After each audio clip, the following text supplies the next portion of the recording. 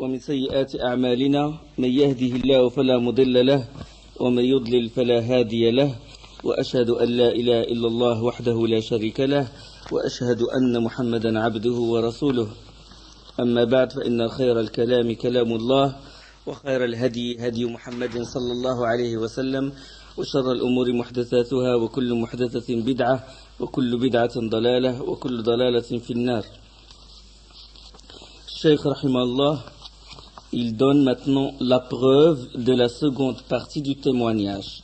ودليل شهادة أن محمد رسول الله قوله تعالى لقد جاءكم رسول من أنفسكم عزيز عليه ما عنتم حريص عليكم بالمؤمنين رؤوف رحيم. L'évidence de la seconde partie du témoignage ou attestation que Mohammed est l'envoyé d'Allah est ainsi cité dans le Saint-Coran. Il vous est venu un messager de parmi vous très peiné de l'adversité dont vous souffrez, très désireux de vous sauvegarder. Aux croyants vont sa tendresse et sa miséricorde. Bil mu'minina ra'ufur rahim.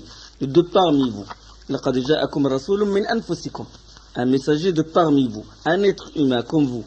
Vous le connaissez, vous connaissez sa lignée, etc. Très peiné de l'adversité dont vous souffrez. Clair. Et c'est pour ça que le prophète sallallahu alayhi wa sallam, il a beaucoup souffert. C'est l'un des prophètes qui ont beaucoup souffert. Pourquoi? Parce qu'il est très... Quand les compagnons sont séquestrés, c'est comme si lui-même est séquestré. Quand Bilal, Khabbab, Ibn al-Aras, quand Ammar, Ibn Yasir et les autres grands compagnons, surtout dans la période mécoise, quand ils sont séquestrés, il souffre lui-même, sallallahu alayhi wa sallam, il est très peiné de l'adversité dont il souffre. Très désireux de vous sauvegarder. Comme il a décrit, sallallahu alayhi wa sallam, il a dit, vous êtes tels des papillons qui tournent autour d'une lampe ou d'une mèche allumée, et moi je suis en train de vous éloigner avec mes mains pour que le feu ne vous touche pas. Il est très désireux de nous sauvegarder. Et toute chose qui nous éloigne de l'enfer et qui nous mène vers la miséricorde d'Allah, le prophète sallallahu alayhi wa sallam nous l'a recommandé.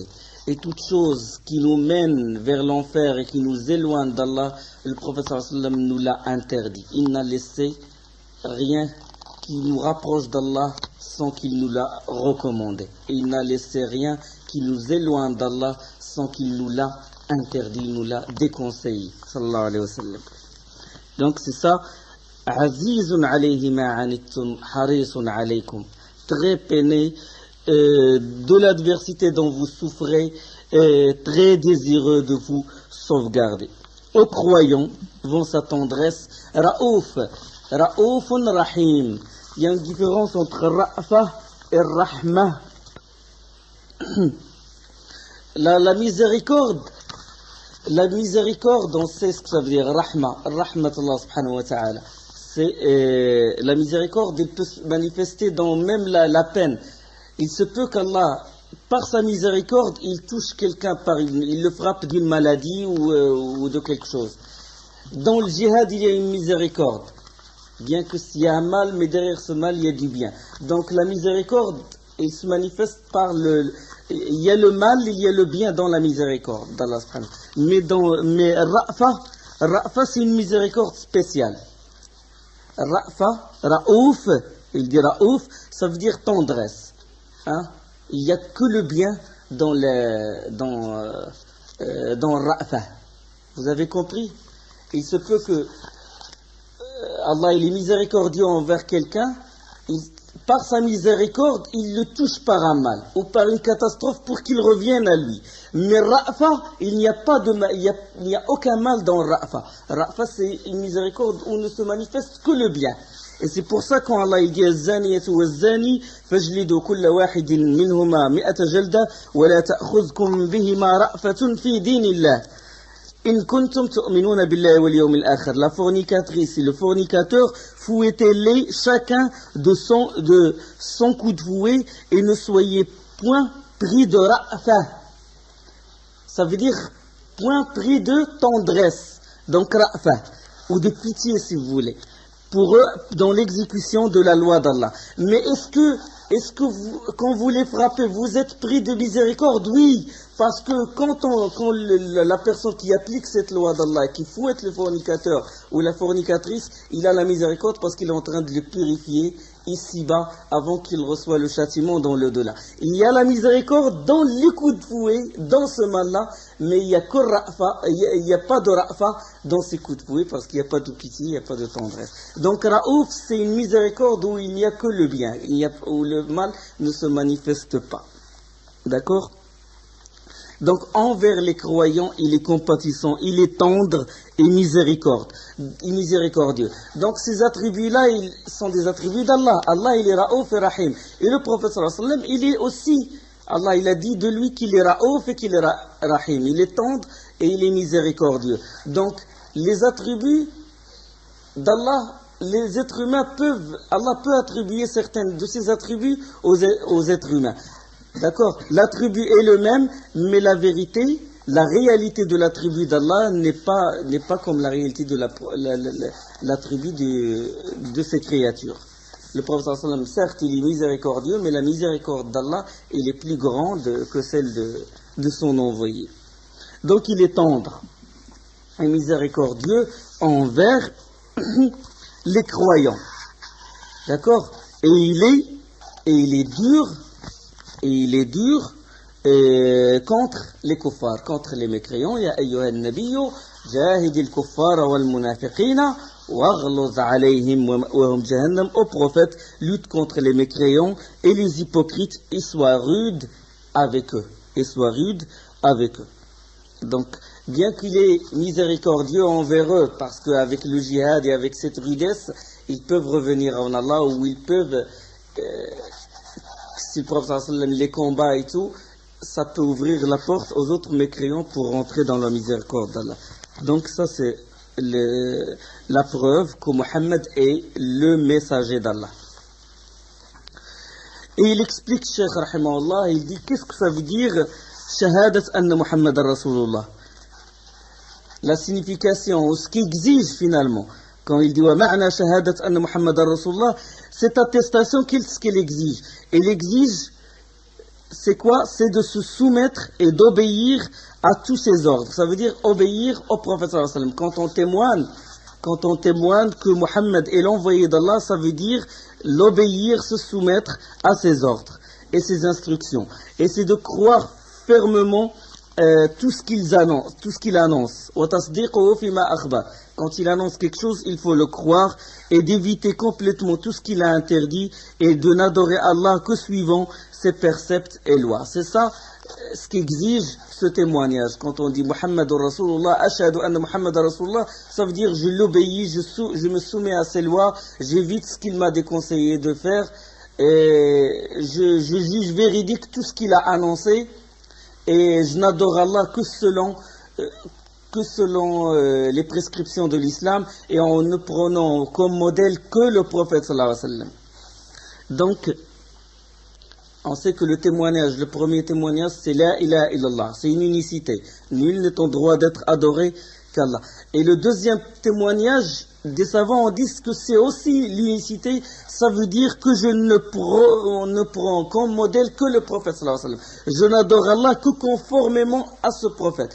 Tawhid ittiba', c'est l'unicité de la prise comme modèle, l'unicité de suivre, c'est unifier le prophète sallallahu alayhi wa sallam, le prendre comme modèle, ne pas le devancer, ne pas élever sa voix sur lui, je ne dois pas élever ma voix sur le prophète sallallahu alayhi wa sallam, et je ne dois pas le devancer par une opinion ou par une philosophie ou par une parole. Allah il dit Ya ayyuhalladhina amanu la tuqaddimu bayna yaday Allahi wa rasulih wattaqullah inna Allaha sami'un alim.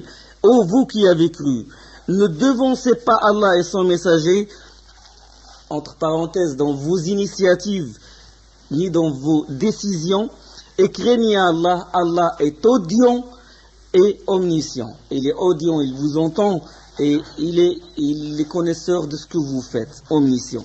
Ibn al-Qayyim rahimahullah, il explique ce verset, il a dit ne parlez pas avant qu'il parle, avant qu'Allah et son envoyé parlent. N'ordonnez rien avant qu'ils ordonnent, avant qu'Allah et son envoyé ordonnent. Ne répondez pas à une question religieuse avant qu'ils répondent. Ne tranchez rien qu'en ayant le jugement d'Allah subhanahu wa ta'ala et de son prophète là-dessus. Toujours comme référence Allah et son envoyé. Quand on utilise nos opinions, nos avis, c'est qu'on devance Allah et on devance le prophète sallallahu alayhi wa sallam.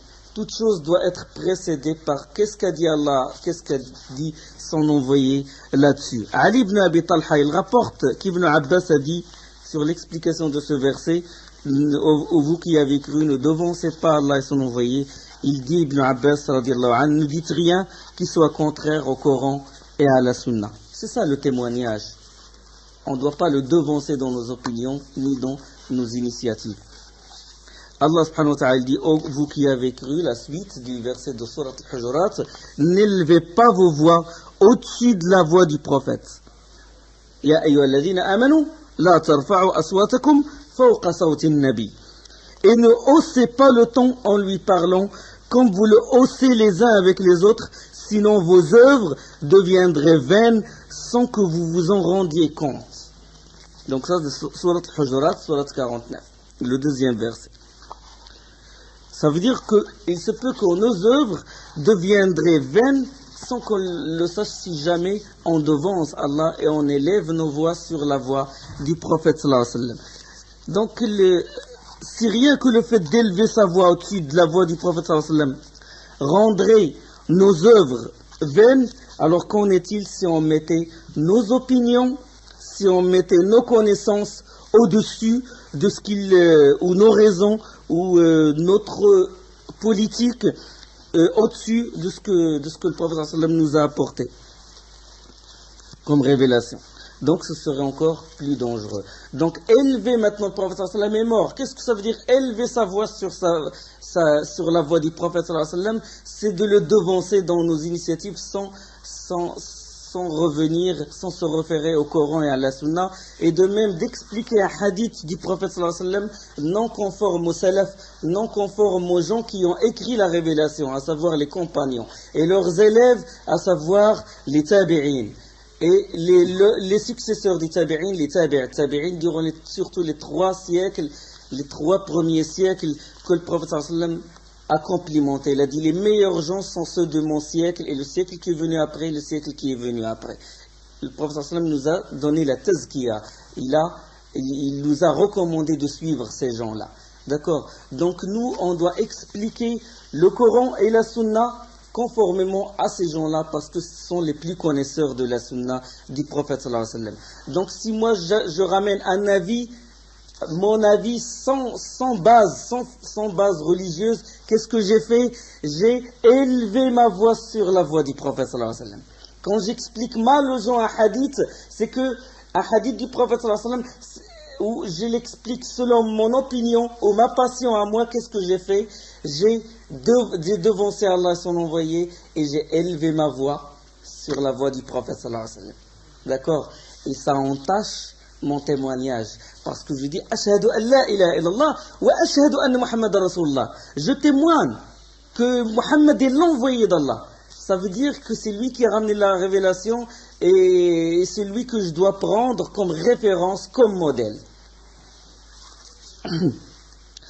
La suite, donc là c'est l'explication de la shahada, le témoignage, que Muhammad est l'envoyé d'Allah. Maintenant le deuxième pilier, le Cheikh rahimahullah, il dit ودليل الصلاة والزكاة وتفسير التوحيد قوله تعالى وما أمروا إلا ليعبدوا الله مخلصين له الدين حنفاء ويقيموا الصلاة ويؤتوا الزكاة وذلك دين القيمة.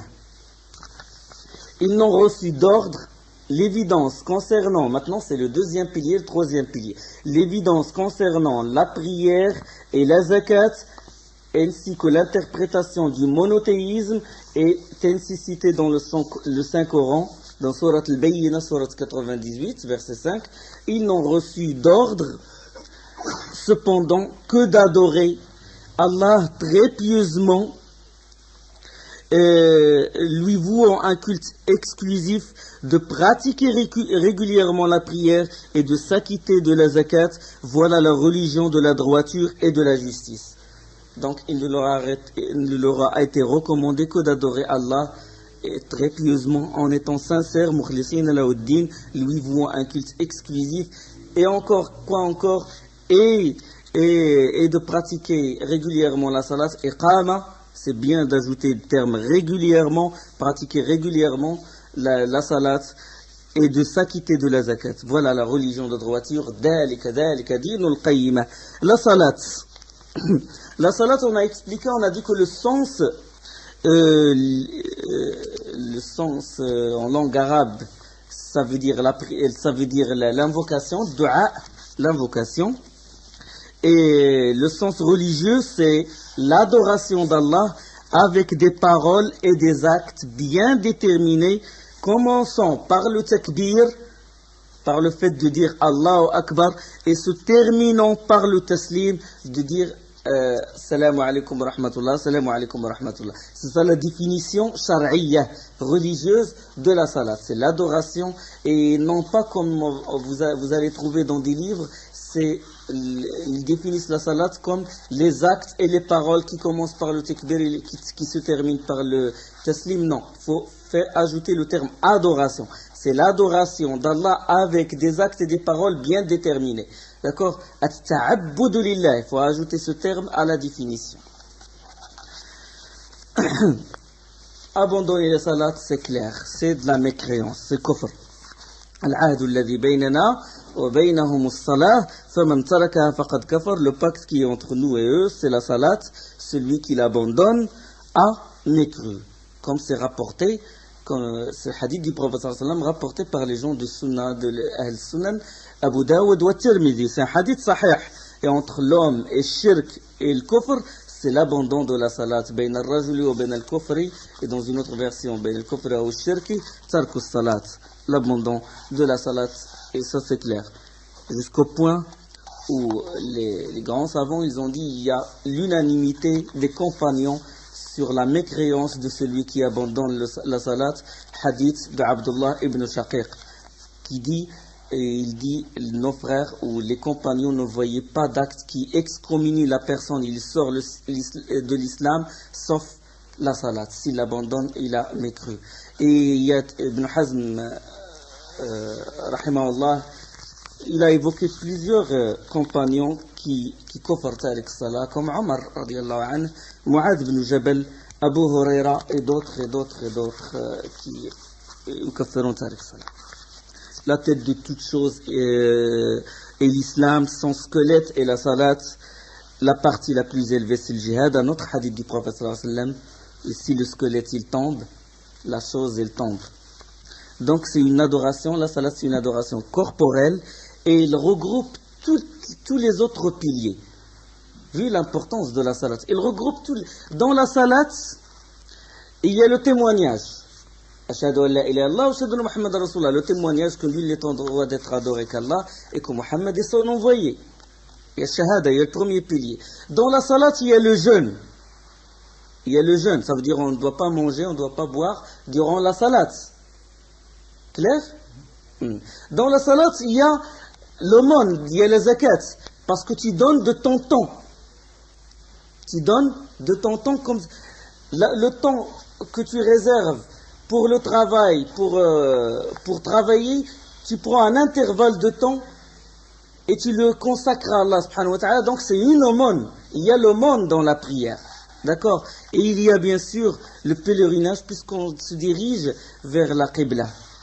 C'est ça qui a fait que et il a été révélé et il a été recommandé 2 fois. La première sur terre au prophète sallallahu alayhi wa sallam, c'était une obligation qu'il fasse le qiyam al-layl, et il a été et le prophète sallallahu alayhi wa sallam, Allah l'a élevé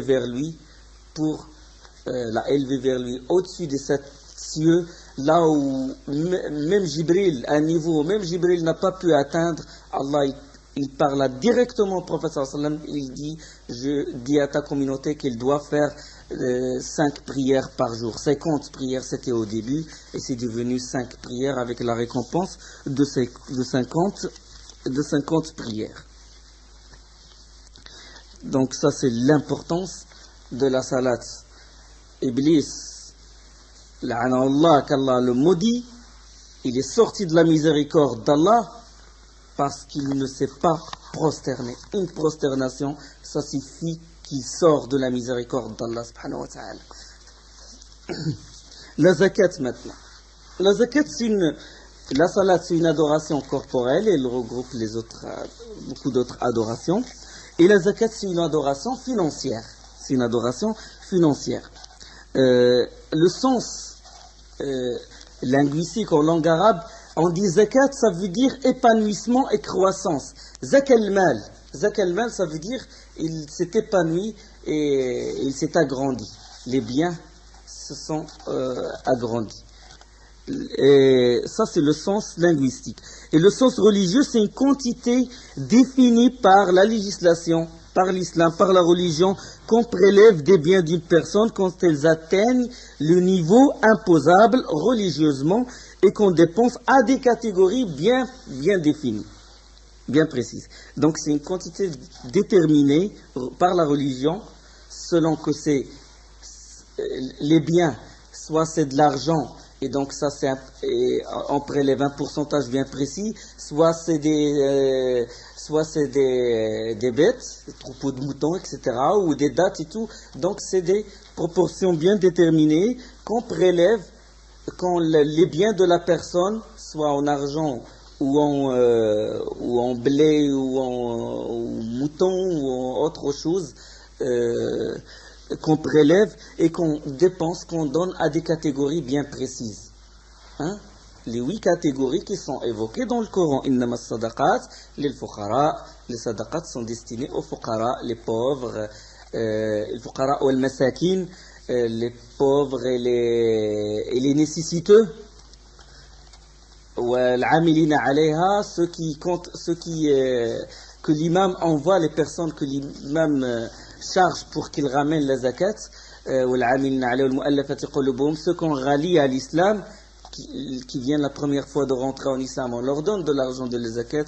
والعاملين على المؤلفة قلوبهم إنما الصدقات للفقراء والمساكين والعاملين عليها والمؤلفة قلوبهم وفي الرقاب c'est les esclaves والغارمين les endettés وفي سبيل الله le jihad et d'autres ont ajouté la science. Quand on connaît quelqu'un, il est très intelligent et qu'il peut apprendre, qu'il est voué à la science et qu'il s'intéresse beaucoup à la science, on lui donne de l'argent de la zakat parce que le jihad n'a pas de valeur s'il n'est pas fondé sur la science. D'accord? Donc, les voyageurs en détresse. Donc, les 8 catégories. À qui on donne la zakat. Et c'est le 3e pilier de l'islam. Et selon l'une des versions de l'imam Ahmed, rahimahullah, celui qui ne s'en acquitte pas par avarice est mécréant. Selon l'une des versions de l'imam Ahmed, tout comme celui qui abandonne la salat. Il dit il n'y a aucun la hazza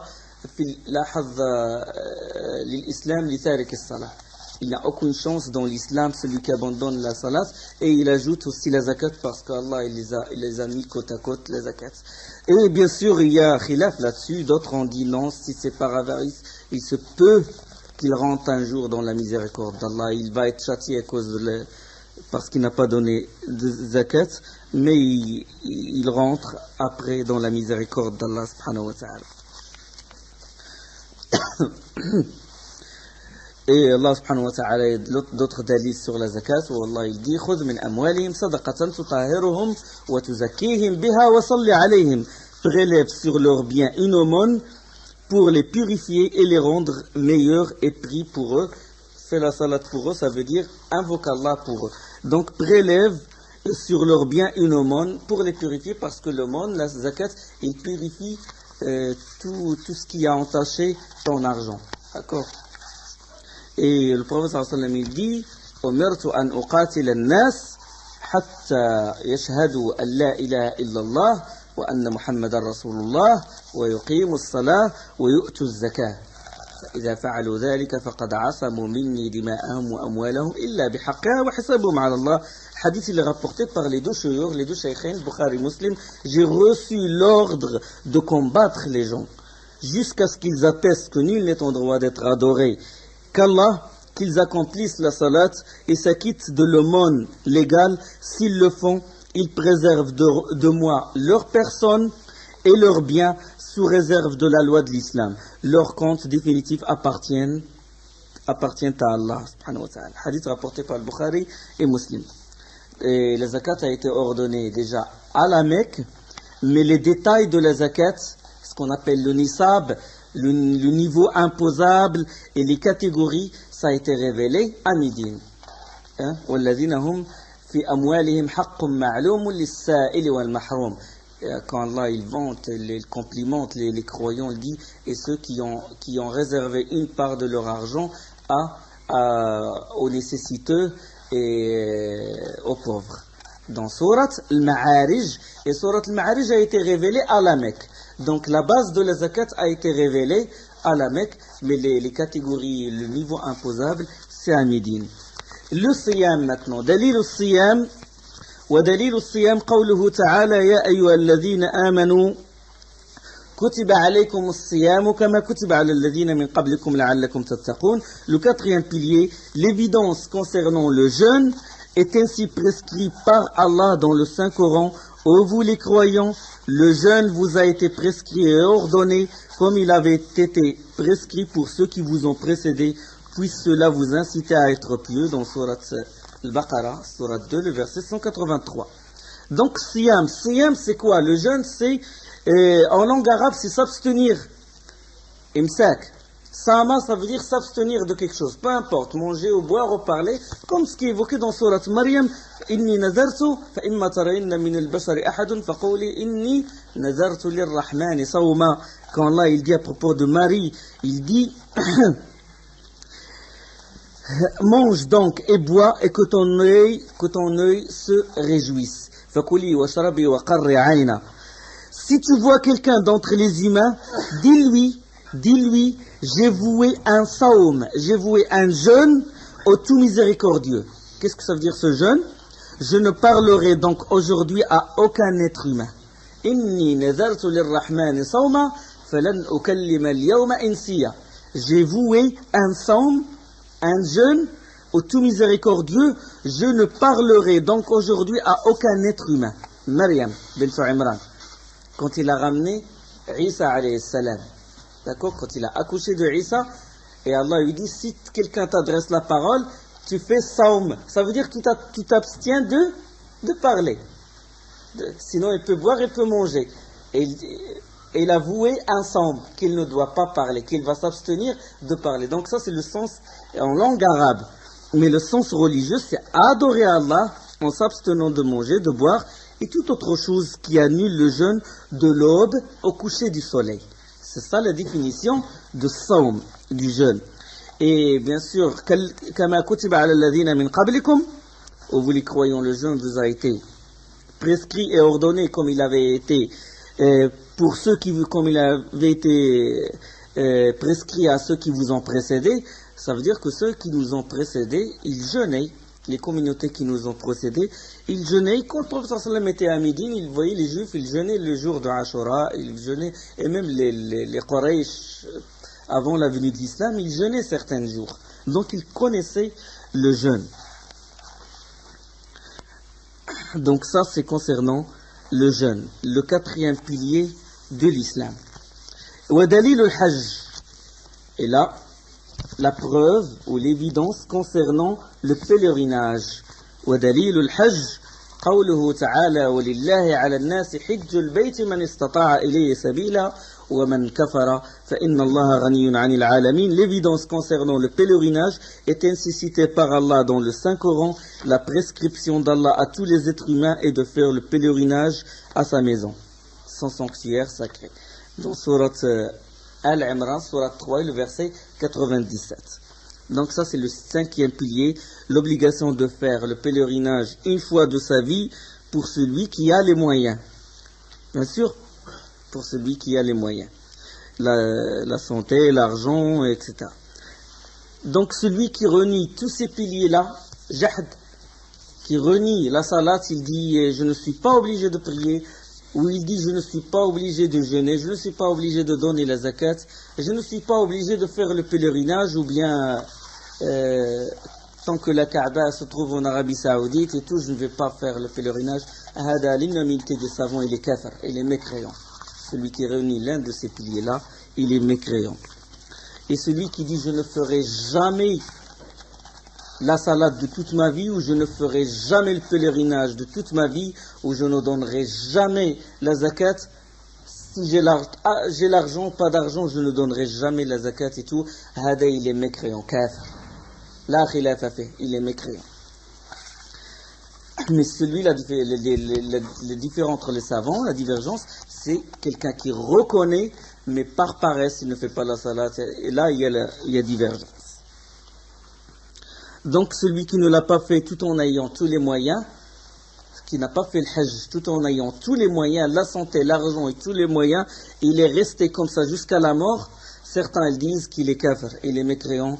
D'autres disent, du moment qu'il reconnaît, il reste musulman. Donc, celui qui abandonne ces piliers-là, il est en danger. Il est en danger. Donc, il y a une chose aussi qu'on doit remarquer, après avoir terminé les 5 piliers de l'islam, parce que juste après le hajj, le pèlerinage, Allah il dit وَمَنْ كَفَرَ فَإِنَّ اللَّهَ غَنِيٌّ عَنِ الْعَالَمِينَ. Celui qui a mécru, Allah il se passe de tout le monde. Il n'a pas besoin de ces mondes-là. Il n'a pas besoin de ces gens-là. Donc ça concernant les 5 piliers. Mais est-ce que ces piliers-là suffisent-ils de faire de quelqu'un un musulman? Est-ce que ces piliers-là, ils suffisent de faire de quelqu'un un musulman? Ces actes extérieurs. Non, il faut un degré de foi intérieur. Un degré de foi intérieur. D'accord? Abdullah ibn Ubay ibn Saloul, la tête des hypocrites, il a fait le jeûne, il a prié, mais intérieurement, il n'a pas de foi, il est hypocrite. Donc, pour qu'on dise de quelqu'un qu'il est musulman, il faut qu'il y ait un iman intérieur. Il faut qu'il y ait l'iman nécessaire, la foi nécessaire. D'accord? Ces actes-là, les 5 piliers, sont juste les actes extérieurs. Mais est-ce qu'un hypocrite est musulman? On peut dire d'un hypocrite qu'il est musulman? Non. L'hypocrite n'est pas musulman, bien qu'il fasse la salat, il fasse. Pourquoi? Parce qu'il n'a pas la foi intérieure. D'accord? Donc, pour que quelqu'un soit musulman, il faut qu'il fasse les actes extérieurs et il faut qu'il y ait la foi iman à l'intérieur. D'accord? Donc, tout musulman doit avoir un degré d'iman, de foi intérieure. D'accord? Tout musulman, obligatoirement, doit être mu'min intérieurement. Il faut qu'il y ait un degré de foi intérieure qui le pousse à agir. Un degré d'amour, un degré de crainte, un degré de vénération d'Allah subhanahu wa ta'ala, un degré d'espoir, etc. dans son cœur. D'accord? Sinon, l'hypocrite n'est pas musulman parce qu'il n'a pas ce degré. Maintenant, Cheikh Rahmahullah, il parle de l'martaba thaniya, l'iman, du 2e degré, qui s'appelle l'iman. La foi, l'iman. Il y a l'islam, et le degré plus élevé, c'est l'iman. On va expliquer pourquoi c'est plus élevé. Et il dit, rahimahullah, le 2e degré, المرتبة الثانية وهو الإيمان وهو 79 شعبة فأعلاها قول لا إله إلا الله وأدناها إماطة الأذى عن الطريق والحياء شعبة من الإيمان. Le 2e degré, c'est l'iman. Il se compose de 70 et quelques branches. Bid'a, ça veut dire le bid'a, les quelques, c'est entre 3 et 9. C'est entre 73 et 79 branches, dont la plus haute est de témoigner que nul n'est en droit d'être adoré qu'Allah. Et la toute dernière branche de l'iman est d'éloigner tout obstacle nuisible se trouvant sur les chemins. Et la pudeur est une des branches de l'iman. Là, il explique l'iman en entier. Le sens de l'iman à l'origine, c'était quoi en langue arabe? Dans le sens de l'iman à l'origine, c'est tasdir, c'est de reconnaître pour vrai, de juger que c'est vrai, et en même temps avoir confiance. Il y a la reconnaissance, la véridicité, et autre chose en plus de la véridicité, c'est la confiance, ou la confiance. Donc on utilise le terme, et en général on utilise le terme mu'min en langue arabe pour les choses invisibles. Quand tu vois les étoiles dans le ciel, tu ne dis pas ana mu'min que les étoiles sont dans le ciel. Tu dis pas ça. Tu ne dis pas ça. Tu dis je vois les étoiles dans le ciel, ou je juge au saddiq, je juge véridique. Mais tu dis pas mu'min, on dit mu'min que pour les choses invisibles, comme on dit les frères de Youssef alayhi salam, wa ma anta bi mu'minin lana wa law kunna sadiqin. Ils ont dit à leur père quand ils ont mis Youssef dans le puits, ils ont dit à leur père Yaqub alayhi salam, tu n'es pas mu'min lana. Ça veut dire que tu ne croiras pas en nous, tu ne nous croiras pas, même si nous disons la vérité. Donc mu'min lana, ça veut dire tu ne reconnais pas que c'est véridique ce qu'on dit, en même temps tu ne nous fais pas confiance. Donc ça c'est en langue arabe. Donc iman il englobe le terme tenir pour vrai, et en même temps confiance, et en même temps sécurité et assurance. Donc ça c'est en langue arabe. D'accord?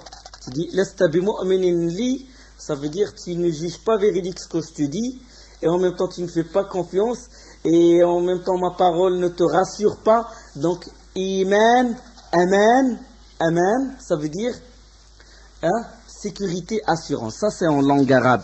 Maintenant le sens religieux, shar'i. Al-iman chez les gens de la sunna et de la jama'a, les gens de la vérité, les gens de la sunna du consensus, l'iman est parole et acte. On va détailler. Parole et acte. Qawlun wa amal. Parole du cœur.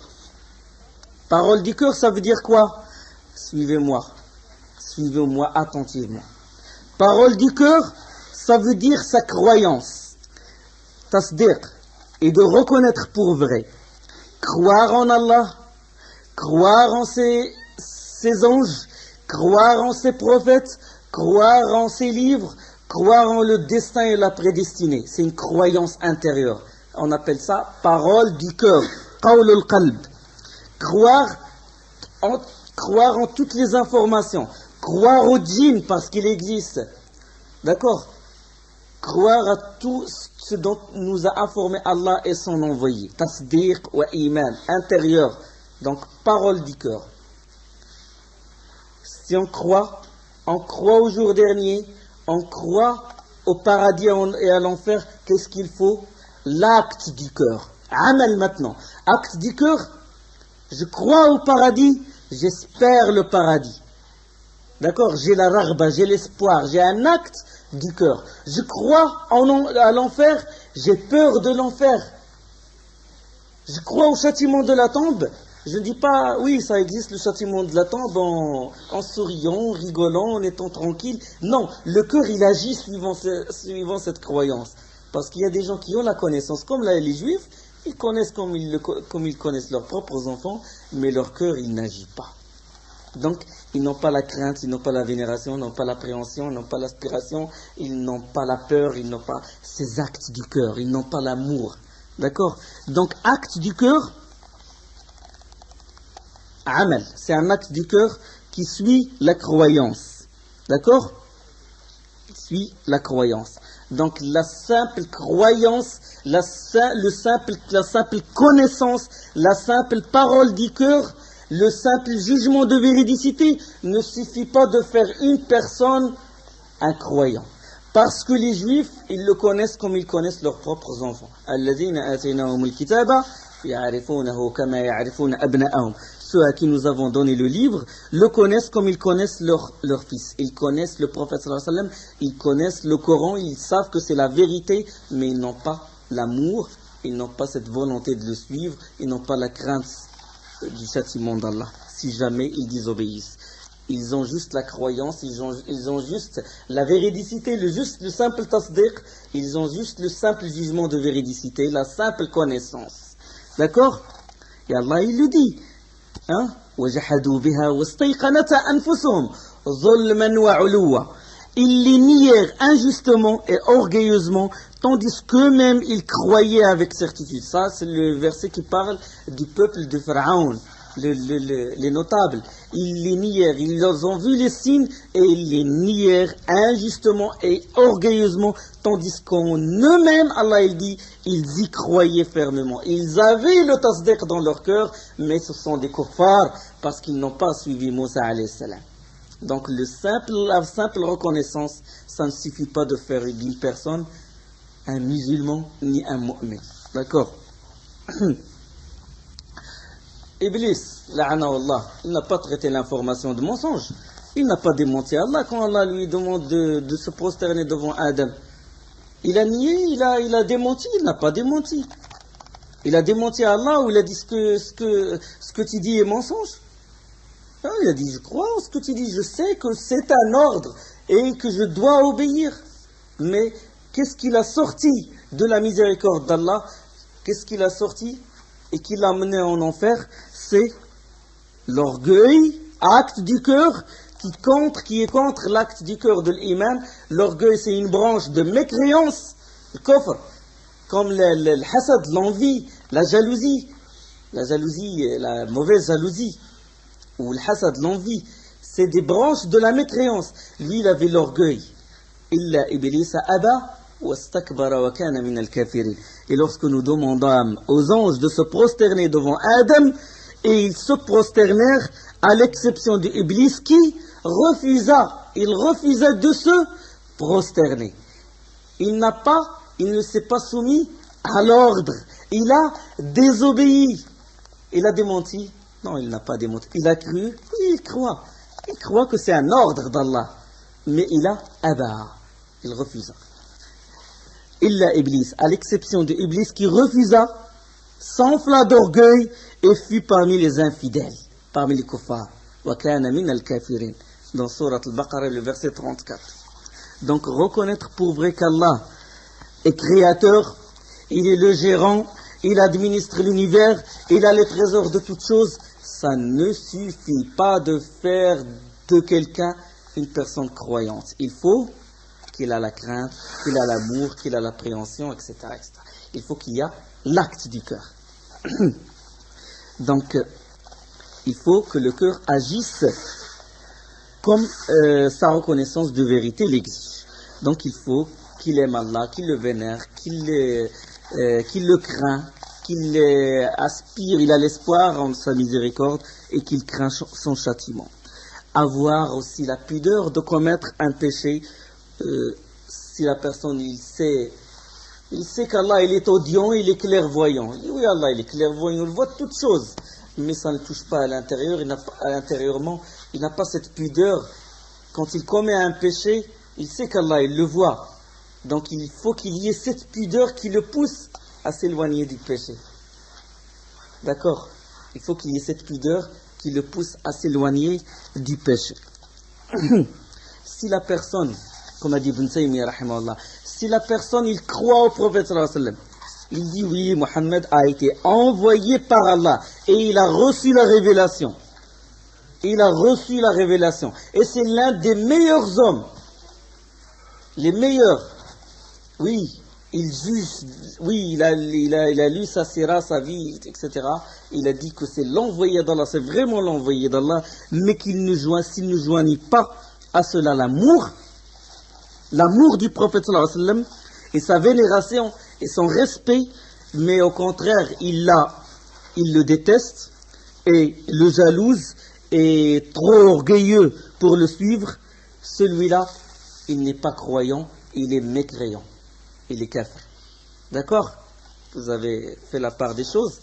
Il croit qu'il est l'envoyé d'Allah. Mais il dit, je ne suis pas obligé de le suivre. Il ne l'aime pas, au contraire, il le déteste. C'est lourd les prescriptions qu'il a ramenées, etc. D'accord? Cette personne qui le déteste, il le jalousait, cette personne est mécréante. Il a juste le jugement de véridicité, mais il n'a pas l'acte du cœur. Il n'a pas ce qu'on appelle l'acte du cœur. Subhanakallah wa bihamdik. أشهد أن لا إله إلا أنت أستغفرك وأتوب إليك.